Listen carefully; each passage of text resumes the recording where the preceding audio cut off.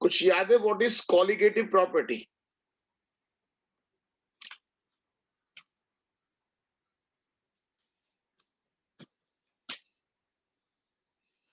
कितने बच्चों को वर्ड याद है कॉलिगेटिव प्रॉपर्टीज?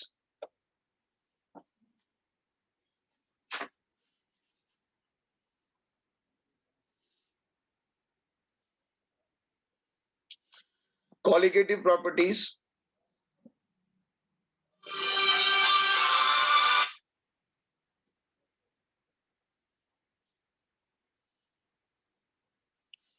आप ये देखो, कॉलिगेटिव प्रॉपर्टीज, इसका बेसिकली हिंदी मतलब जानते हैं क्या होता है? इसका हिंदी मतलब क्या होता है मैं आपको बताता हूं, एक मिनट जान लो। अणु संख्य गुणधर्म, कई बार हिंदी के मतलब भी अच्छे होते हैं।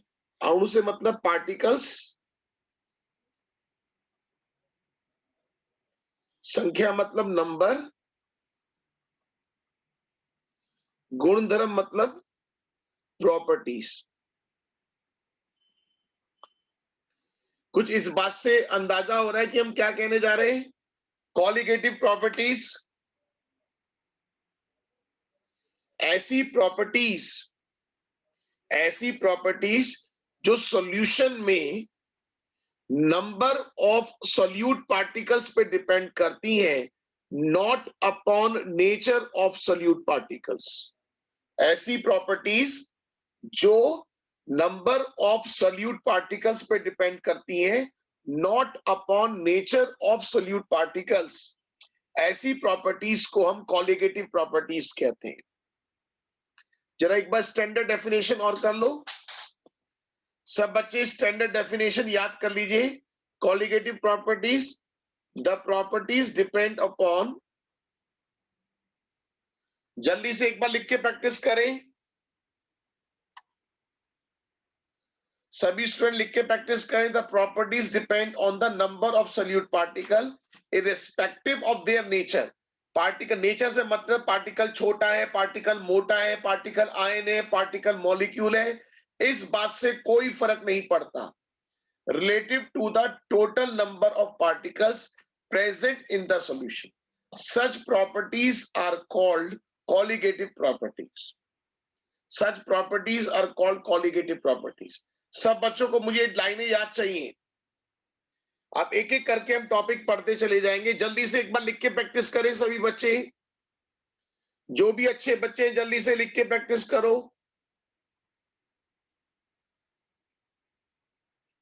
सभी स्टूडेंट अभी अब पूरा टॉपिक पढ़ने जा रहे हैं, अब उसके एग्जाम्पल ही पढ़ने जा रहे हैं। पहले जल्दी से याद कीजिए। सब बच्चों को याद हो गया तो फिर आगे चलें। अब मैं एक एक करके इनके एग्जाम्पल डिस्कस करूंगा। हमें 4 कॉलिगेटिव प्रॉपर्टी पढ़नी है। अभी मैं समझाऊंगा इनको, एक एक करके समझाऊंगा। एग्जाम्पल ऑफ कॉलिगेटिव प्रॉपर्टीज, पहली प्रॉपर्टीज है relative lowering of vapour pressure, elevation, boiling point, depression in freezing point and osmotic pressure. अब हमें एक एक करके डिस्कस करना है। सारे बच्चे बोलो, बात क्लियर? ये चारों एग्जाम्पल याद रहेंगे। Relative lowering in vapour pressure, elevation, boiling point, depression, freezing point and osmotic pressure. अब एक एक करके बात डिस्कस करते हैं। आप मुझे एक चीज बताओ, जरा सब बच्चे सोच के बताना। ये पानी है,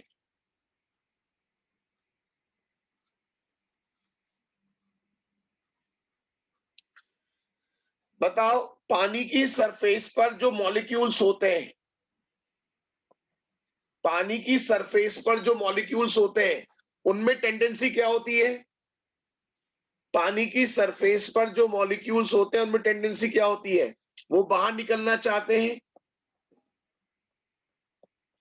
इनको बोलते हैं वेपर प्रेशर। फिर ये वेपर्स यहां पर एक प्रेशर क्रिएट करते हैं, तो इसे बोलते हैं वेपर प्रेशर। बोलो, यहां तक की बात क्लियर? सारे बच्चे बताओ, बात क्लियर? अच्छा, मुझे एक बात समझाओ, मैं बिल्कुल प्रैक्टिकल एग्जांपल लेता हूं। माना ये एक हॉल है,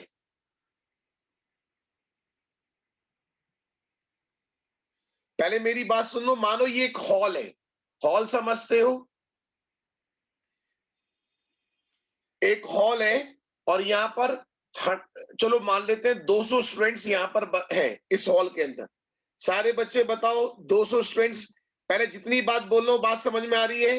एक हॉल है, हॉल के अंदर 200 बच्चे हैं और यहां से बाहर निकलने के इस तरीके से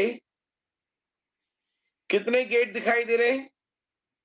बाहर निकलने के कितने गेट हैं सारे बच्चे बताओ? वेरी गुड, 8 गेट हैं। अगर मैं कह दूं कि इस हॉल में बम फटने वाला है, तो बताओ 2 मिनट में लगभग सारे बच्चे बाहर निकल जाएंगे? सारे बच्चे बताइए, 2 मिनट में लगभग सारे बच्चे बाहर निकल जाएंगे? अगर मैं क्या करता हूं, अगर मैं ये गेट बंद कर दिए, ये गेट बंद कर दिए, ये गेट बंद कर दिए, अब मैं 200 बच्चे हैं और मैं कह रहा हूं कि बताओ बम फटने वाला है, 2 मिनट में बाहर निकल जाओ, तो ज्यादा बच्चे बाहर निकलेंगे, कम बच्चे? मैं आपको बहुत ही बढ़िया कंसेप्ट सिखा रहा हूं, अगर आप समझने की कोशिश करोगे। मान रहे हो कम बच्चे बाहर निकलेंगे? वेरी गुड, बहुत बढ़िया। अब जैसे पानी है, आप मेरी बात समझो। अब मैंने पानी के अंदर शुगर मिला दी, ये बताओ शुगर की वेपर्स बनती हैं या वेपर्स नहीं बनती? शुगर की वेपर्स बनती है नहीं बनती? नहीं बनती, ये नॉन वोलेटाइल है,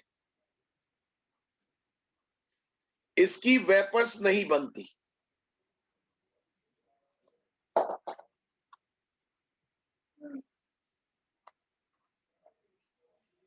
अब आप एक चीज बताओ, अगर मैं इसके अंदर चीनी मिला दूं, तो चीनी के कुछ पार्टिकल सरफेस के ऊपर आ जाएंगे?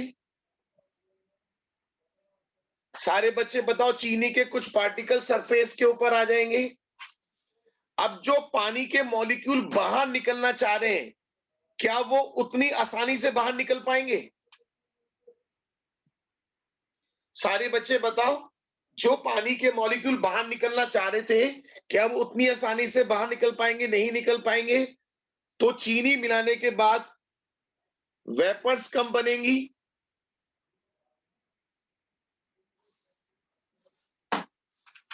जिससे वेपर प्रेशर कम हो जाएगा।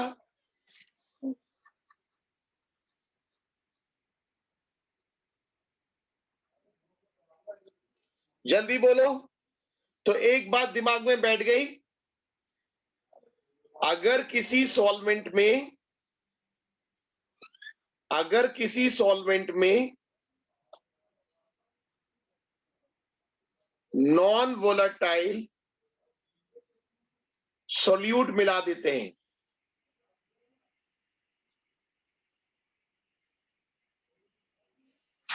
तो वेपर प्रेशर डिक्रीज करता है।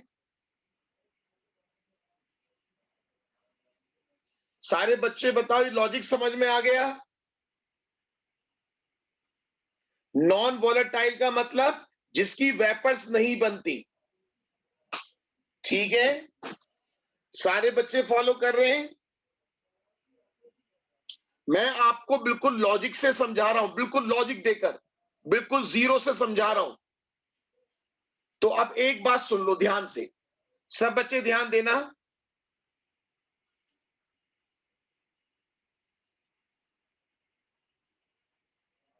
सब बच्चे ध्यान दीजिए।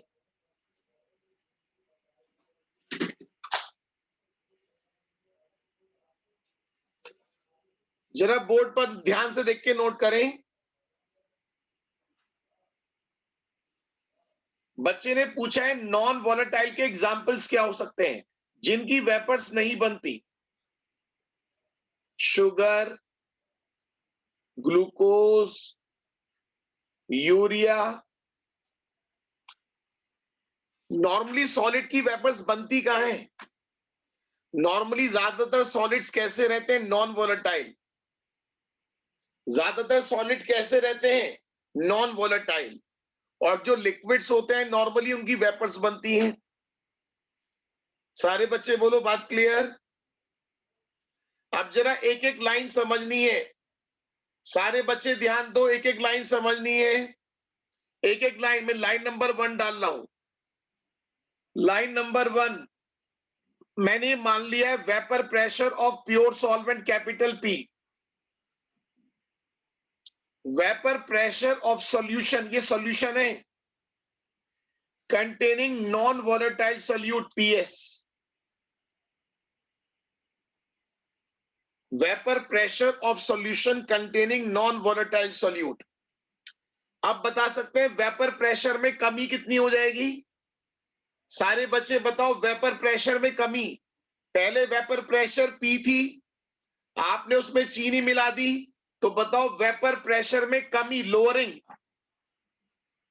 वेपर प्रेशर में कमी कितनी हो गई? P minus PS. सारे बच्चे फॉलो कर रहे हैं? वेपर प्रेशर में कमी कितनी हो गई? P minus PS.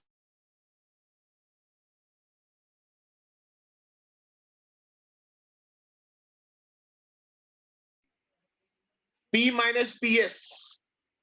सब बच्चे फॉलो कर रहे हैं? यहां तक कि 3 लाइन क्लियर हो गई? जल्दी बोलो, सारे बच्चे बोलो, 3 लाइन क्लियर। सॉल्वेंट का vapour pressure capital P, solution का वेपर प्रेशर पीएस। आपको पता है सॉल्यूशन का वेपर प्रेशर सॉल्वेंट से कम होता है, तो बताओ वेपर प्रेशर में कमी कितनी हो गई? P minus PS. एक ऐसा ऑब्जर्वेशन है, सब बच्चे ध्यान दें, एक ऐसा ऑब्जर्वेशन है कि जो लोअरिंग इन वेपर प्रेशर होता है वो अलग अलग टेम्परेचर पर अलग अलग होता है। अगर आप डिफरेंट डिफरेंट टेम्परेचर पे चेक करोगे तो इसकी वैल्यू अलग अलग होती है। एक नया टर्म बता रहे हैं, जरा ध्यान दें। एक नया टर्म है रिलेटिव, जरा ध्यान देना, रिलेटिव वर्ड दिख रहा है? Relative, lowering in vapour pressure और प्योर सॉल्वेंट के वेपर प्रेशर में जो रेशियो होता है, लिख लो आप, लोअरिंग इन वेपर प्रेशर और प्योर सॉल्वेंट के वेपर प्रेशर में जो रेशियो होता है उसे relative lowering in vapour pressure कहते हैं। बताओ ये लाइन याद रहेगी? सारे बच्चे बताओ ये लाइन याद रहेगी?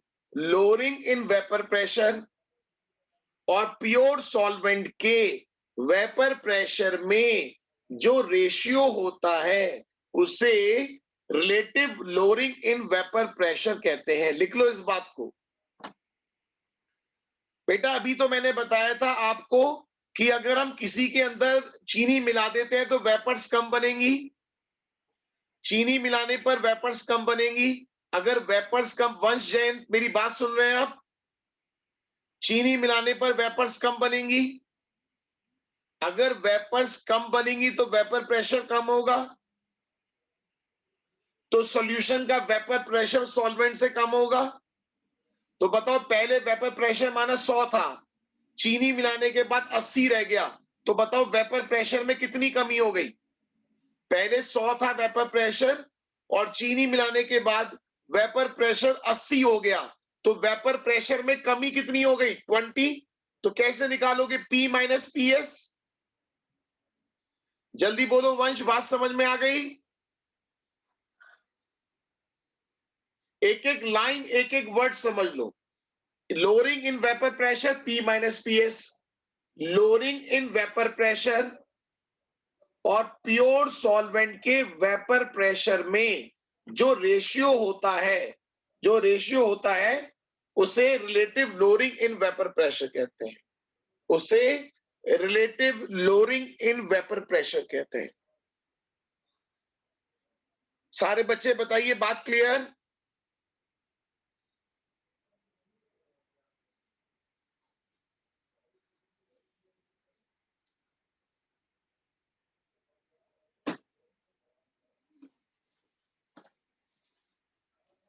सब बच्चे फॉलो कर रहे हैं? अब सुनो, अभी मैंने आपको क्या बताया था? लोअरिंग इन वेपर प्रेशर की जो वैल्यू होती है वो डिफरेंट टेम्परेचर पर डिफरेंट डिफरेंट होती है, बट ऐसा ऑब्जर्वेशन है जो relative lowering in vapour pressure होता है इसकी वैल्यू डिफरेंट टेम्परेचर पर भी कांस्टेंट होती है। समझ लो बात को जो बोल रहा हूं, इतना क्लियर कट आपको बुक में लिखा नहीं मिलेगा। जो relative lowering in vapour pressure होता है इसकी वैल्यू कांस्टेंट होती है। Relative lowering in vapour pressure की जो वैल्यू होती है वो कांस्टेंट होती है। राउल्ट्स ने बताया, राउल्ट्स एक साइंटिस्ट है, राउल्ट्स, उन्होंने बताया इसकी जो वैल्यू होती है वो मोल फ्रैक्शन ऑफ सोल्यूट के इक्वल होती है। बोलो जल्दी से, याद रहेगा, इसकी value mole fraction of solute के इक्वल होती है।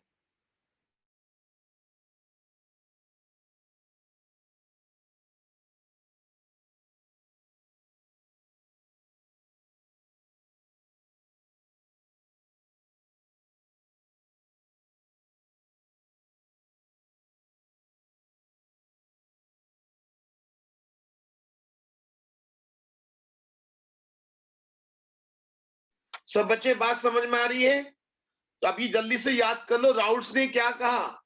जो relative lowering in vapour pressure होता है, relative lowering in vapour pressure वो मोल फ्रैक्शन ऑफ सोल्यूट के इक्वल होता है अकॉर्डिंग टू राउल्ट्स लॉ। बेटा मैंने आपको बताया, जरा ध्यान दें, मैं लिख देता हूं, P माइनस पी एस की वैल्यू डिफरेंट टेम्परेचर पर डिफरेंट होती है, but P minus P S upon P, इसे हम क्या बोलते हैं? Relative lowering in vapour pressure की वैल्यू डिफरेंट टेम्परेचर पर भी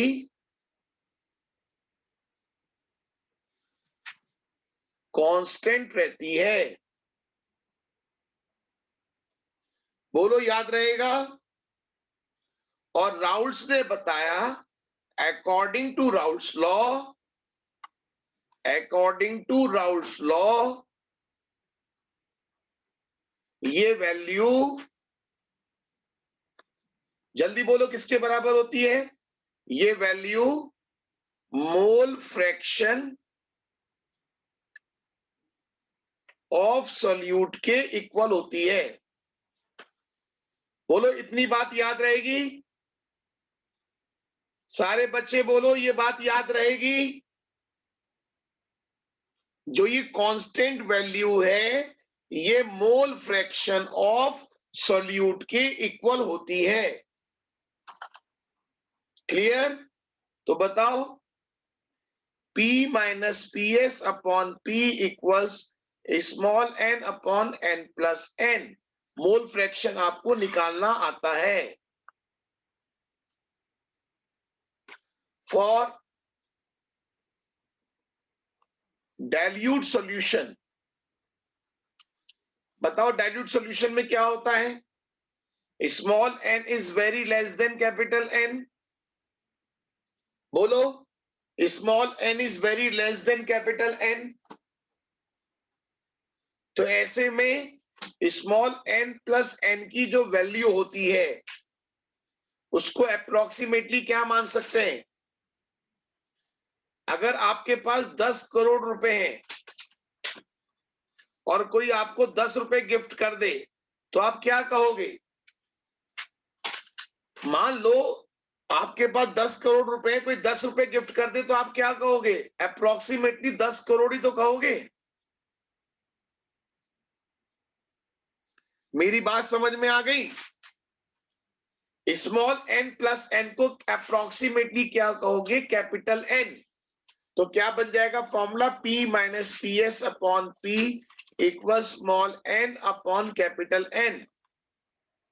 क्या आपको मेरी बात याद आती है? इग्नोर करने से क्या होता है?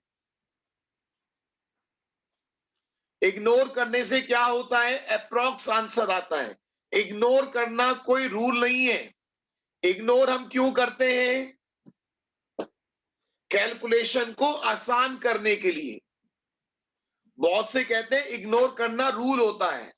इग्नोर करना कोई रूल नहीं है, वो तो हम कैलकुलेशन को आसान करने के लिए कहते हैं। अगर कोई कह रहा है कि मेरे पास 10 करोड़ रुपए, 10 करोड़ 10 रुपए हैं, तो उसने कोई गुनाह नहीं कर दिया। मेरी बात समझ में आ रही है सब बच्चों को? हमने कैपिटल एन के रेस्पेक्ट में स्मॉल एन को इग्नोर किया है। बहुत से बच्चे कहते हैं सर आपने ऊपर वाला एन इग्नोर क्यों नहीं करा? क्या आपके मन में भी ऐसी बातें आती हैं? सर आपने ऊपर वाला एन इग्नोर क्यों नहीं किया? किसी के मन में बात आती है तो बताओ यस सर आती है। किसी के मन में आती हो बता दो।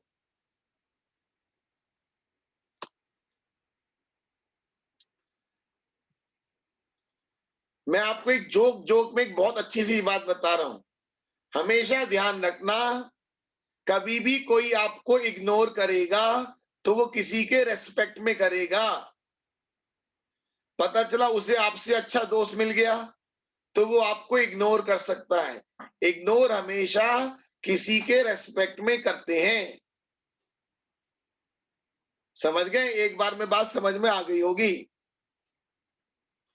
अब किसी के पास ले देकर आप ही एक फ्रेंड हो तो वो कभी भी आपको इग्नोर नहीं करेगा। होता नहीं है? जब दो दोस्तों के बीच में तीसरा आता है तो अक्सर लड़ाई झगड़े हो जाते हैं। देख लो आपके मतलब की बात की कितनी जल्दी समझ में आ गई। ठीक है? इग्नोर हमेशा किसी के रेस्पेक्ट में होता है। जिसके पास कुछ नहीं है वो कभी भी इग्नोर नहीं करेगा। अब चलो आगे चलते हैं, जरा ध्यान दें। P minus P S upon P equals small N upon capital N. जिसके भी मोल्स निकालने हो उसका W उसका मॉलिक्यूलर वेट, कैपिटल W और कैपिटल मॉलिक्यूलर वेट। मोल्स निकालने में तो पक्के हो आप लोग? मोल्स तो किसी के भी निकाल सकते हो। जिसके मोल्स निकालने उसका वेट इन ग्राम अपॉन उसी का मॉलिक्यूलर वेट। जिसके मोल्स निकालने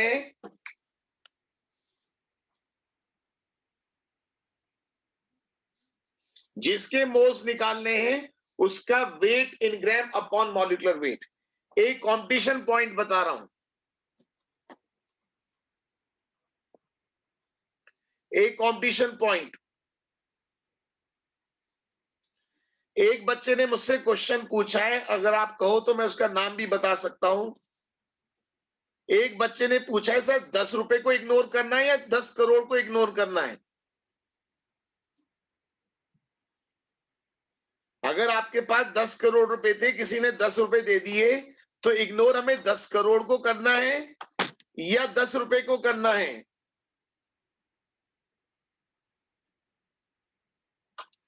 हाँ जी, जिसने पूछा नाम बता दो उसका।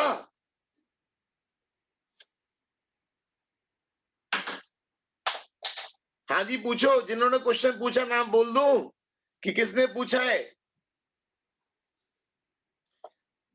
बच्चे ने पूछा सर 10 करोड़ को इग्नोर करना चाहिए या 10 रुपए को? मैं समझ सकता हूं कि 11th क्लास में आप लोग कैसे कैसे पास हुए हो।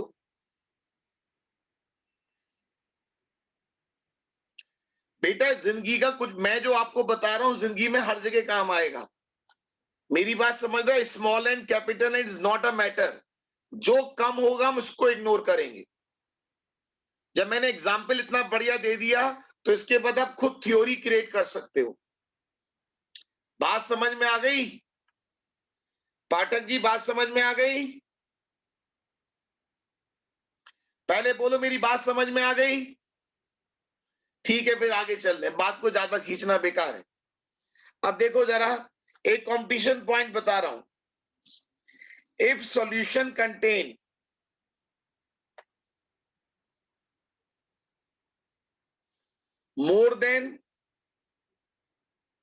more than one solute, more than one non-volatile solute,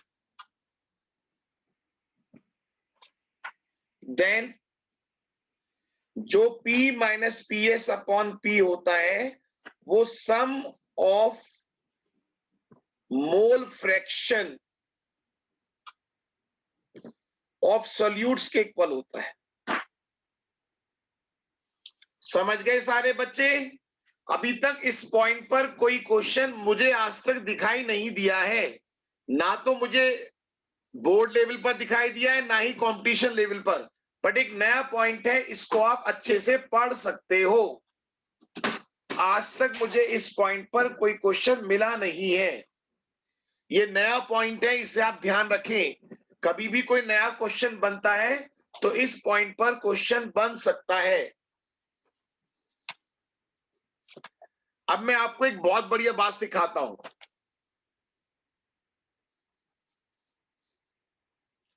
अब मैं आपको बहुत बढ़िया बात सिखाता हूं। P minus P S upon P equal small N upon capital N plus N, इससे एग्जैक्ट आंसर आएगा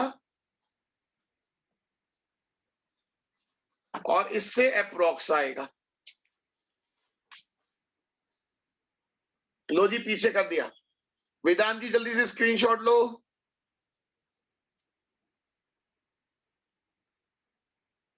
लो, नोट कर लो, जल्दी से कर लो। सब बच्चे नोट कर लीजिए पॉइंट।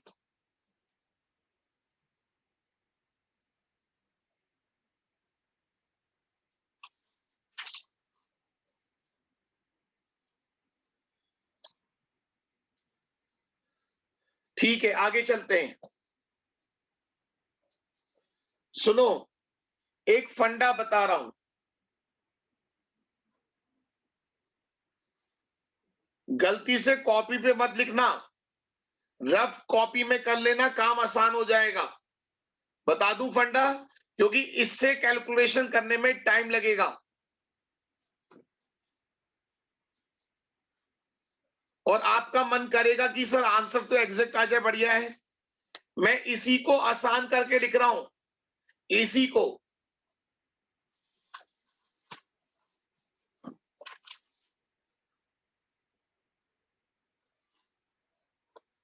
जो आंसर इससे आएगा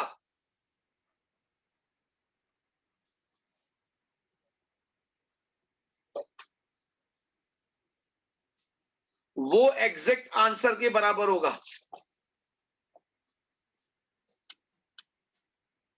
कहने का मतलब, वैल्यू तो इसमें पुट करना, वैल्यू तो एग्जैक्ट वाले में पुट कर लेना। मेरी बात सुनो, स्कूल धोखा कैसे देना है, वैल्यू तो एग्जैक्ट वाले में पुट कर लेना और चुपचाप रफ कॉपी में कैलकुलेशन इससे कर लेना। मेरी बात समझ रहे हो? वैल्यू तो पुट करना है एग्जैक्ट वाले में और कैलकुलेशन कर लेना इससे, दोनों में आंसर सेम आएगा। ये कैलकुलेशन को एक आसान करने का तरीका बता रहा हूं। सब बच्चे ध्यान रखना, बट गलती से ये फॉर्मूला अपनी कॉपी पे लिख के मत दिखा देना। टीचर्स को पता नहीं होगा, वो काट देंगे, उन्हें लगेगा कि आपने फॉर्मूला गलत लिख दिया। पहली बता रहा हूं, कभी बाद में कहो, क्योंकि आपकी एनसीईआरटी वगैरह जहां तक कि 90% बुक्स में फॉर्मूला गिवन नहीं है। हम लोग कंपटीशन में यूज करते हैं इसको टाइम सेव करने के लिए। सब बच्चे फॉलो कर रहे हैं?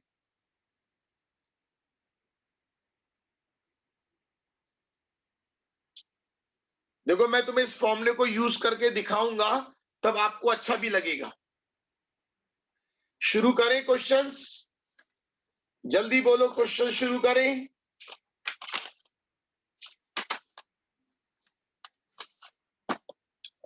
जरा ध्यान दें।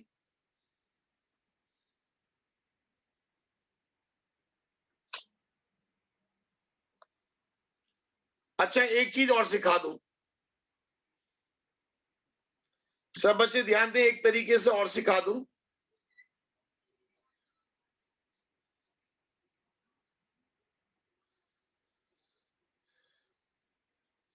मैं आपको बता दूंगा, अप्रोक्स में खुद ही डिसीजन लेना। अप्रोक्स तो अप्रोक्स ही होता है ना। आप बताओ, एग्जैक्ट एग्जैक्ट होता है, अप्रोक्स अप्रोक्स होता है। अप्रोक्स को तो कोई भी चैलेंज कर सकता है, एग्जैक्ट को कोई भी चैलेंज नहीं कर सकता।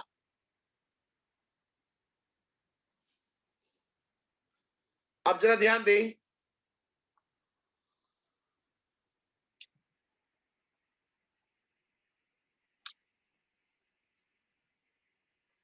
The relative lowering in vapour pressure containing non-volatile solute is equal to the mole fraction of the solute at a given temperature। ये ध्यान रखना, ठीक है। अब जरा क्वेश्चंस करते हैं। पहला क्वेश्चन करते हैं। पहला क्वेश्चन ध्यान से पढ़ो। If a solution containing 30 gram of non volatile, small W पता है? सारे बच्चे बोलो, लिखते जाओ। सारे बच्चे लिखते जाओ, स्मॉल डब्ल्यू पता है? लिखते जाओ, स्मॉल डब्ल्यू 30। देखो क्वेश्चन पढ़ना सीख लो। 90 gram of water, capital W पता है? सारे बच्चे लिखो कैपिटल डब्ल्यू 90। वाटर कह रहा है तो कैपिटल एम। पानी का मॉलिक्यूलर वेट, जल्दी बोलो, पानी का मॉलिक्यूलर वेट कितना होता है? 18। सारे बच्चे बोले पानी का molecular weight 18। Vapour pressure 2.8 kilo pascal. आपको पीएस पता है, फर्स्ट केस में आपको पीएस पता है। अब कह रहे हैं कि 18 ग्राम पानी और मिला दिया। जरा पढ़ के देखो, 18 ग्राम पानी और मिला दिया। सारे बच्चे ध्यान दें, 18 ग्राम पानी और मिला दिया। अब बताओ, अगर 18 ग्राम पानी और मिला दिया,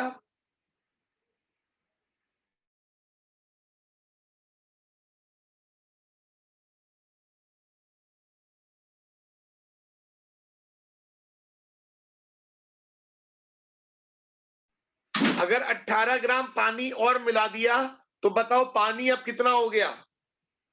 अब दूसरे केस में पानी कितना हो गया? बिल्कुल सही कह रहे हो। अब पानी कितना हो गया? 108। अब बताओ, पानी मिलाने के बाद वेपर प्रेशर बढ़ेगा या कम हो जाएगा? क्योंकि सोल्यूट तो उतना ही है। अब बताओ, पहले 2.8 था, अब कितना हो गया? 2.9। पहले 2.8 था, अब कितना हो गया? 2.9। पहले बताओ, क्वेश्चन समझ में आ रहा है सब बच्चों को? सारे बच्चे बोले क्वेश्चन समझ में आ रहा है।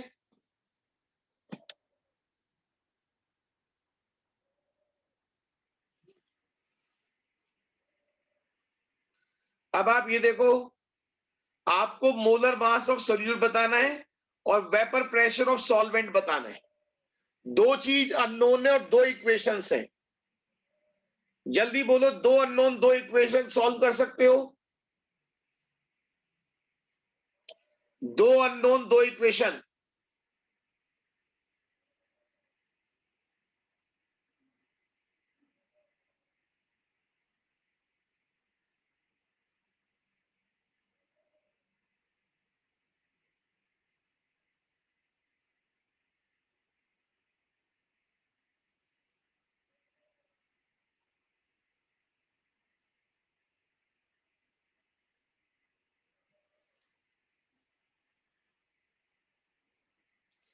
वो तो निकालना है, कैपिटल पी सब बच्चे ध्यान दें, हमें कैपिटल P निकालना है और मॉलिक्यूलर वेट निकालना है।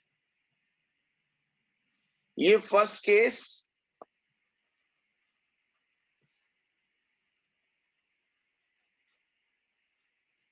फॉर्मूला कौन सा यूज करना है? आप बताओ 90 ग्राम के कंपैरिजन में क्या 30 ग्राम को इग्नोर कर सकते हो? सोच के बताओ, क्या 90 के कंपैरिजन में 30 ग्राम को इग्नोर कर सकते हो? जो रटने वाले बच्चे होते हैं वो इग्नोर कर देते हैं। बताओ क्या इग्नोर करना अच्छी बात है? 90 के रेस्पेक्ट में कोई समझदारी की बात है हम 30 को इग्नोर करें?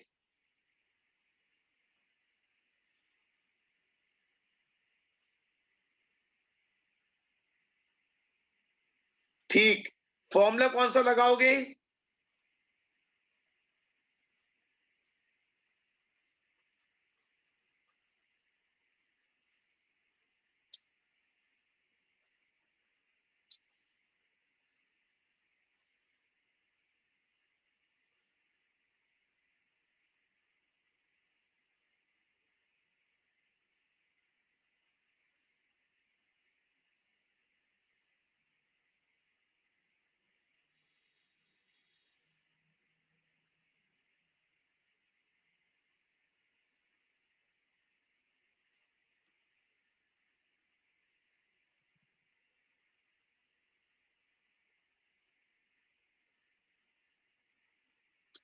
जरा ध्यान दें,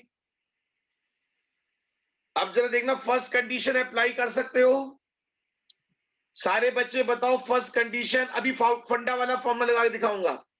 capital P minus 2.8 upon P, 30 upon M, 30 upon M plus 90 upon M।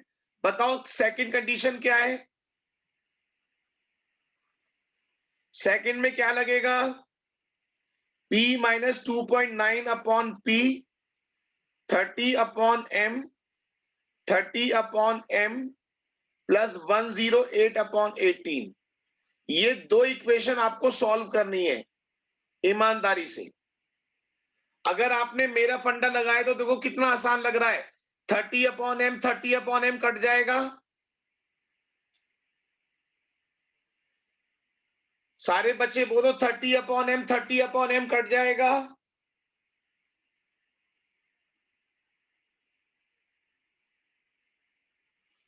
तो इस तरीके से कैपिटल P निकाल सकते हैं और कैपिटल P की वैल्यू पुट कर दोगे तो स्मॉल m निकल जाएगा। कैपिटल P की वैल्यू पुट करने के बाद किसी भी इक्वेशन में स्मॉल m निकल जाएगा। बताओ इस तरीके से कैलकुलेशन करना आसान है या नहीं? और अगर कोई बच्चा ईमानदारी से यहां सॉल्व करने बैठ गया,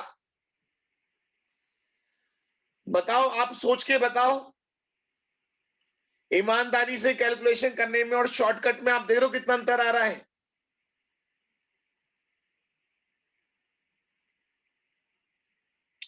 कितने बच्चों को बात समझ में आ गई?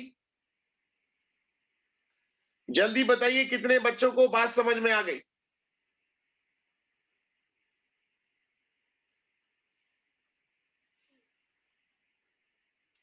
क्वेश्चन में गिवन है 2.8, पहले 2.8 है, पानी मिलाने के बाद 2.9 है।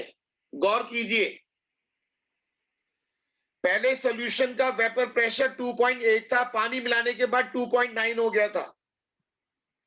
अब इसी क्वेश्चन को 12th क्लास के बच्चे टफ क्वेश्चन में कहते हैं, one of the tough question. मैं वही तो बता रहा हूं, एक बार मेरे अकॉर्डिंग करो तो सही। मैं आपको विश्वास दिला रहा हूं, आपको ऑफलाइन की कमी महसूस नहीं होगी। अगर आप मेरे अकॉर्डिंग काम कर रहे हो क्लास में बैठ के सीरियसली, मेरा टारगेट ये रहेगा कि आपको ऑफलाइन की कमी महसूस नहीं होगी। मेरे तरीके से क्वेश्चन सॉल्व करो, जैसे मैं कह रहा हूं वैसे करो काम को आप। बोलो सब बच्चों को बात समझ में आ गई? रफ वाले में देखो मैंने क्या रखा था। रफ वाला फॉर्मूला याद है, भूल गए? P minus P S upon P S, small w small m, capital W capital M। P कितना था निकालना है? 2.8 अपॉन 2.8, 30 अपॉन M और 90/18 शुरुआत में फर्स्ट कंडीशन जब पानी मिला दिया, आप देख लो एक बार, P माइनस 2.9/2.9 30/m और 108/18 इतनी देर का काम है। देख लो सब बच्चों, सब बच्चे देख लो, इतनी देर का काम है। फर्स्ट और सेकंड को डिवाइड कर लो, 30/m कट जाएगा, 18 से 18 भी कट जाएगा। देखो कमाल की बात, कितना काम आसान हो गया। अब कोई बच्चा कहे मैं इतनी भी कैलकुलेशन नहीं कर सकता, फिर उसे अपने बारे में सोचना चाहिए। अरे बोलो क्वेश्चन 2 स्टार्ट करूं? सारे बच्चे बोलो क्वेश्चन 2 स्टार्ट करूं?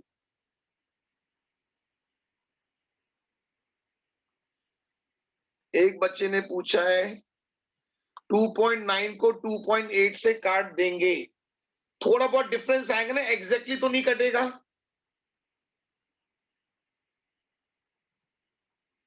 1 पॉइंट समथिंग कुछ करके आएगा। एक बार देख लो कितना डिफरेंस है। देखो लो, आप सोचो क्वेश्चन अगर ऑब्जेक्टिव में कितनी हेल्प मिलेगी। आप सोच के देखो क्वेश्चन अगर ऑब्जेक्टिव में आगे कितनी हेल्प मिलेगी आपको।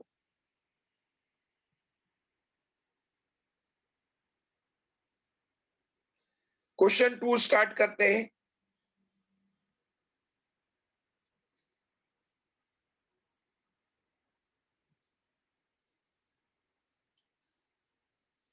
सब बच्चे क्वेश्चन 2 पढ़े।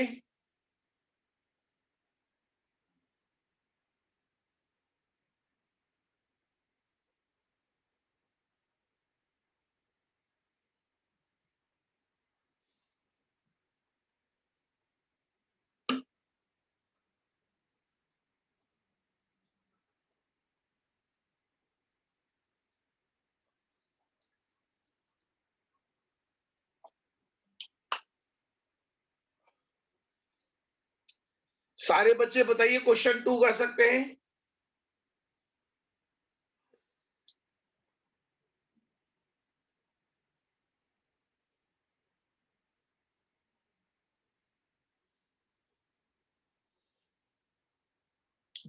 अच्छा एक चीज बताओ, एक बार सोच के बताना। The vapour pressure of pure benzene, मतलब हमें कैपिटल पी पता है।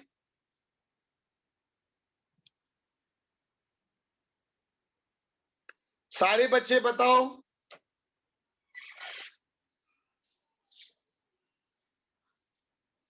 कैपिटल पी पता है।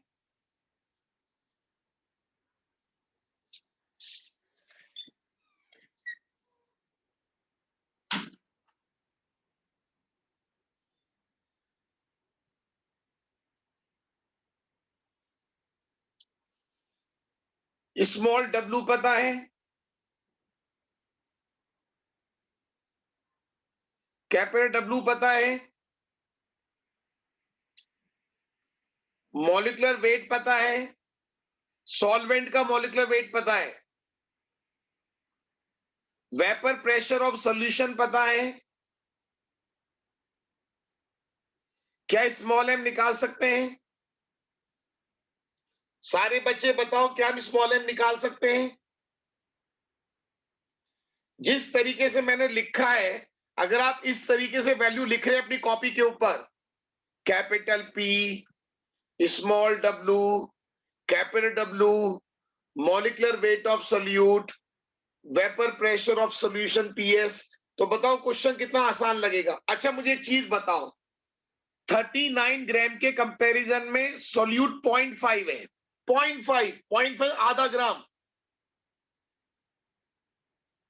40 ग्राम के कंपैरिजन में क्या आप आधा ग्राम इग्नोर कर सकते हो?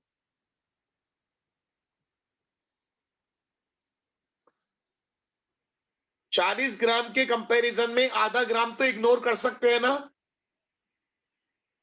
तो समझ जाओ मैं क्या बताना चाह रहा हूं। आप एक काम करना अपनी तसल्ली के लिए, एक बार इग्नोर करके आंसर निकालना, एक बार विदाउट इग्नोर करें, और फिर चेक करना आंसर में कितना अंतर आ रहा है। आपका मन तो खुद भी कर रहा होगा ना इस बात को कि सर एक बार पता तो चले, इग्नोर करने पर इग्नोर ना करने पे कितना अंतर आता है। यहां पर डाइल्यूट क्वेश्चन आप इग्नोर कर सकते हो। अच्छा एक बात और देखो, जरा मेरी बात सुनो, लॉजिक क्लियर करो। आपने 40 ग्राम पानी में 0.5 ग्राम सोल्यूट मिलाया है, तो क्या वेपर प्रेशर में बहुत ज्यादा कमी आ जाएगी? सोच के बताओ, अगर आपने 40 ग्राम के अंदर आधा ग्राम सोल्यूट मिलाया है, तो क्या वेपर प्रेशर में बहुत ज्यादा कमी आ जाएगी? नहीं ना। वेपर प्रेशर में बहुत थोड़ी सी कमी आएगी। आप देख रहे हैं, पहले वेपर प्रेशर कितना था? 0.850, बाद में कितना हो गया? 0.845। देख रहे हैं कितनी कम कमी आई है? पहले 0.850 था और बाद में कितना रह गया? 0.845। आप देख रहे हैं कितनी ना के बराबर कमी है। ये मैं बता रहा हूं, सब बातें काम आती है ऑब्जेक्टिव में। जिन बच्चों को लॉजिक क्लियर नहीं होता वो हिलत जाते हैं।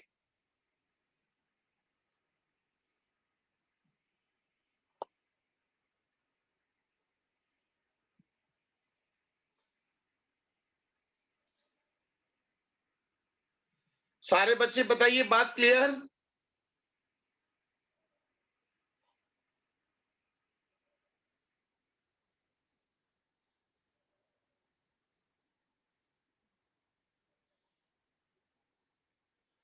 क्वेश्चन नंबर 2 सब बच्चों को क्लियर हो गया?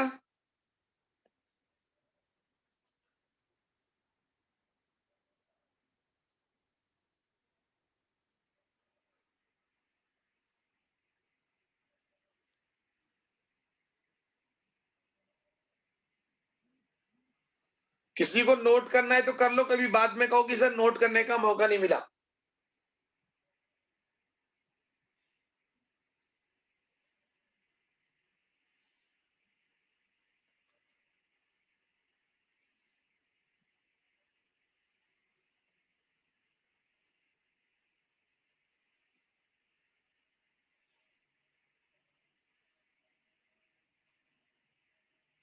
बेटा मेरी बात समझ, ऊपर भी बार नीचे भी बार, कोई फर्क पड़ेगा कन्वर्ट करने में? ऊपर भी बार नीचे भी बार से बार कट जाएगा। अगर कन्वर्ट कर भी देंगे तो फर्क क्या पड़ेगा?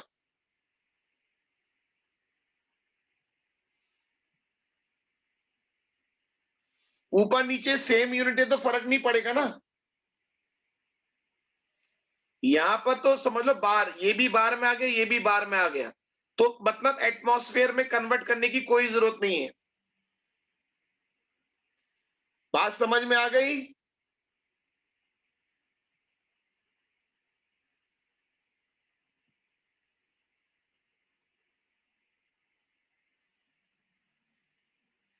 क्वेश्चन नंबर 3 पर आ जाइए। अभी मैं सारे क्वेश्चन करा दूंगा, आपके सारे क्वेश्चंस के आंसर मिल जाएंगे। आपको मेरे बारे में पता है, मैं एक दो क्वेश्चन नहीं दसियों क्वेश्चन कराऊंगा।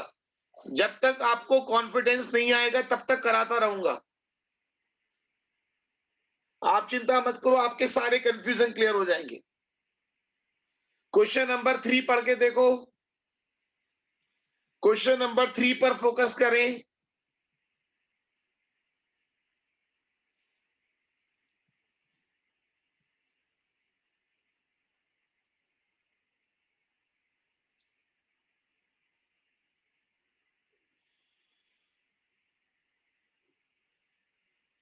क्वेश्चन नंबर 3 पर फोकस करें।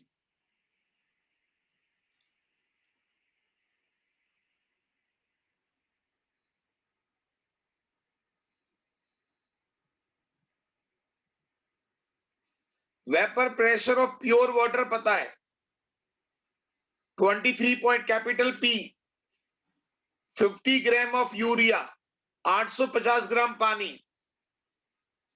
अच्छा मेरा फंडा याद है, एक बढ़िया सा फंडा बताऊं? अगर ये क्वेश्चन ऑब्जेक्टिव में आ जाए, बताओ पानी मिलाने से पहले, सुनो, 23.8, आपको पता है वेपर प्रेशर में थोड़ी सी कमी हो जाएगी।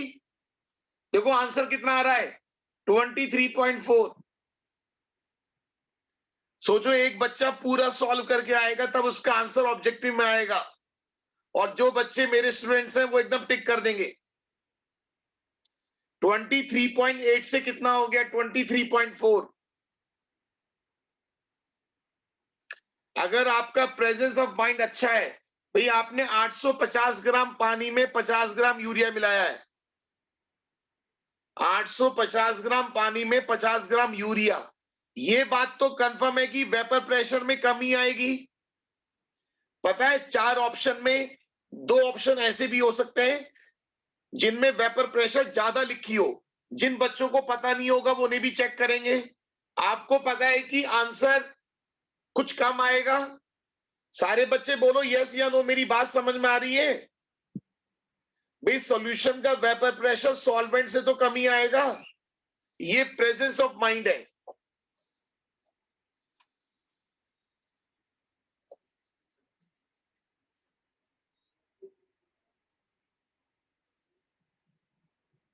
बेटा भी तो मैंने बताया था ईशांत जी, अगर सॉल्वेंट में कोई चीनी मिलाते हैं, नॉन वोलेटाइल सोल्यूट मिलाते हैं तो वेपर प्रेशर कम हो जाता है। अभी अभी तो बताया था मैंने। और जब आप 850 ग्राम पानी में थोड़ा सा मिला रहे हैं तो थोड़ा सा कम हो जाएगा।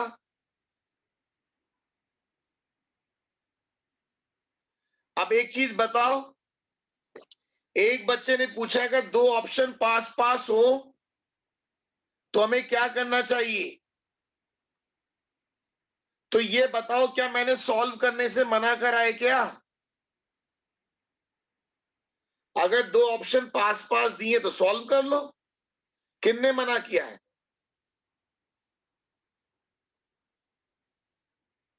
मैं तो आपको सॉल्व करना सिखा रहा हूं या सॉल्व करना नहीं सिखा रहा हूं? चलिए क्वेश्चन नंबर 3।